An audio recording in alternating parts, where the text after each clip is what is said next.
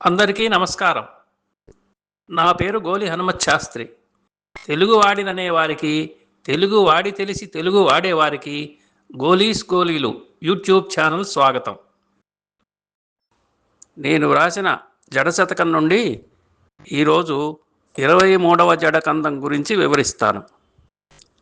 రావణుడు సీతను అపహరించి తీసుకువెళ్లే సమయంలో ఆమె తన చూడామణిని తప్ప మిగిలిన నగలను తీసి మూటగట్టి ఋష్యముఖ పర్వతం ప్రాంతంలో విడిచింది.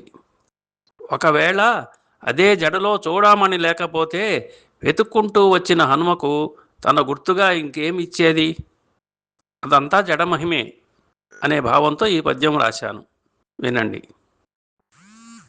జడలో చూడామణినే ముడి దూర్చకయున్న సీత, జడలో చూడామణినే ముడి దూర్చకయున్న సీత, మురిపెపు గుర్తున్ పడి పడి వచ్చిన హనుమకు, మురిపెపు గుర్తున్ పడి పడి వచ్చిన హనుమకు, అడుగగనే ఏమి ఇచ్చును అది జడమహిమే.